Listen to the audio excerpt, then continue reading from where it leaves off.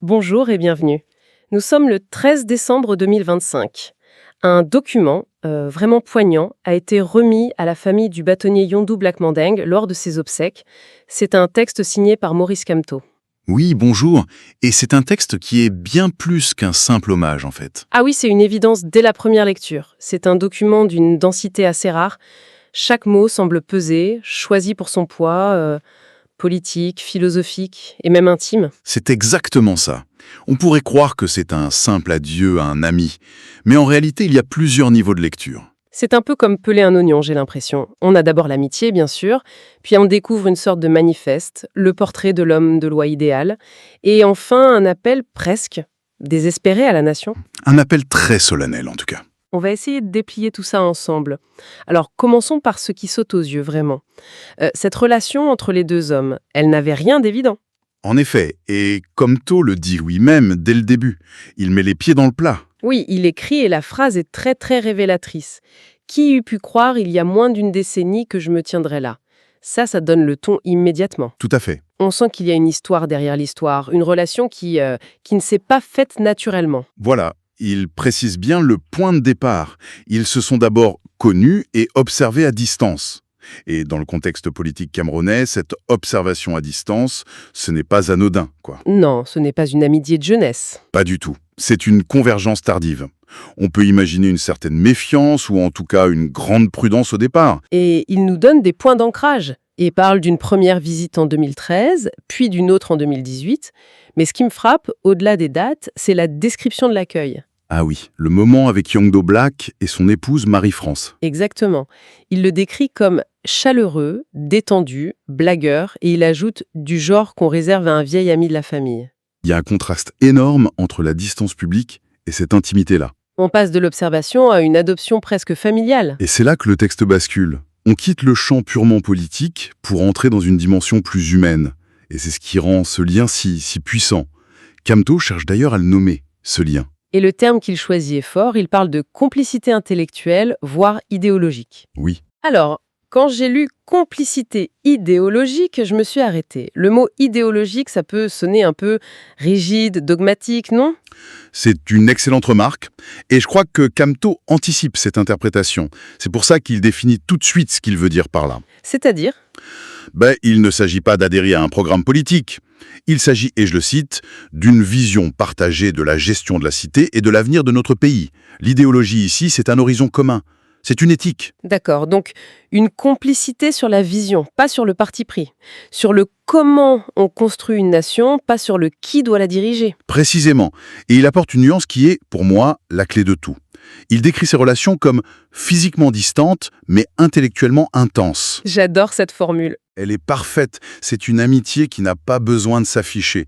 Il dit qu'elle n'est pas tapageuse, déclamatoire. C'est l'anti-politique spectacle, en fait. C'est une relation qui se nourrit d'autre chose.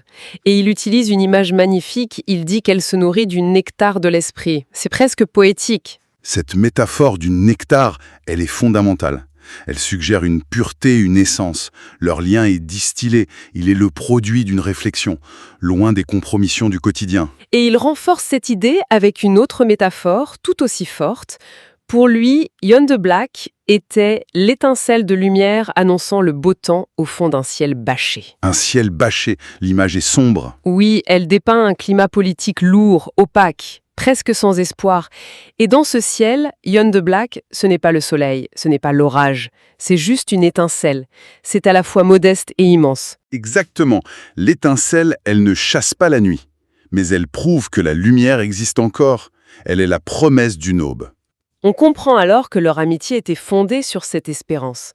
Ce n'est pas juste de l'admiration, c'est une reconnaissance mutuelle dans un combat pour la lumière. Et cette amitié, c'est le socle sur lequel il construit tout le reste. Et c'est là qu'il passe à une autre dimension. Il ne parle plus seulement de l'ami, il dresse le portrait d'un idéal, l'idéal de l'avocat. Oui, il utilise la figure de Yondu Black pour définir ce que cette profession devrait être, dans son sens le plus noble. Il en fait un archétype. C'est ça. Et il le fait avec une question rhétorique qui est une véritable claque. En gros, il demande « Peut-on encore se dire avocat si on se tait, par lâcheté, par intérêt, pendant qu'on piétine les libertés ?» La citation exacte est « Et un avocat En serait-il encore un si, par couardise, vénalité ou indifférence, il festoyait sur la tombe des libertés fondamentales de la personne humaine? Festoyer sur la tombe, c'est d'une force. C'est d'une violence inouïe. C'est une mise en cause directe de toute une partie de la profession qui serait tentée par le silence, la compromission. En posant cette question, il érige Jan Doublak en étendard de l'intégrité absolue. De celui qui, par définition, ne pouvait pas festoyer. C'est ça. C'est une manière de définir en creux la grandeur de la fonction. Être le rempart ultime contre l'arbitraire. Et ensuite, il décline les qualités de ce rempart. Il le décrit comme un défenseur talentueux et ardent de la parole libre, un porteur d'un humanisme transcendant. Ce qui me fascine, c'est l'expression « le verbe haut et une révolte contenue ». Ah oui, cette révolte contenue, c'est très juste. Ce n'est pas la révolte de la rue explosive désordonnée. Non, C'est une force canalisée, transformée en énergie argumentative, en puissance juridique. C'est la colère devenue intelligence, quoi. Et cette énergie, elle vient d'une source très claire, que Compton nomme une indignation irrépressible face à l'injustice. ce n'est donc pas un choix de carrière, c'est une nécessité existentielle. On ne devient pas Yondo Black, on l'est. Et ce portrait se connecte directement à une vision de la justice elle-même. Absolument. Pour Compton, Jan Doublak était un grand avocat parce qu'il avait compris le but ultime de la justice. Il le résume dans une phrase qui devrait être gravée partout. La justice est faite pour protéger les citoyens, non pour les anéantir. C'est un renversement de perspective radical. Totalement. Par rapport à une vision de la justice comme simple outil de répression de l'État. La justice comme bouclier, et non comme épée du pouvoir. C'est ça l'idée. Et il ajoute que cette justice prend racine dans le respect de la personne humaine. Le socle de tout. Sans ça, la justice n'est qu'une machine. Et potentiellement brutale. Et c'est pour ça qu'il conclut « l'avocature t'allait comme un costume taillé sur mesure ». Il y avait une fusion totale entre l'homme, ses valeurs, sa profession. Mais le texte ne s'arrête pas là. Il bascule à nouveau, de manière encore plus intime. Compton révèle que Jan Doublak était une source d'inspiration personnelle pour lui. Un moteur. C'est un passage très émouvant. On sent qu'il baisse un peu la garde. C'est le cœur émotionnel du texte. Compton fait une confidence sur ce qui le maintient debout. Il y a deux choses, dit-il. D'abord, l'injustice et la souffrance des plus pauvres. Ça, c'est le moteur social, politique. Oui, et puis il y a l'autre chose, plus personnelle. L'éclat de rares étoiles, comme toi, échappées de la Voie lactée, qui clignent dans le ciel opaque de notre société. L'image de l'étoile. On revient à cette idée de lumière dans l'obscurité. Mais là, c'est encore plus fort.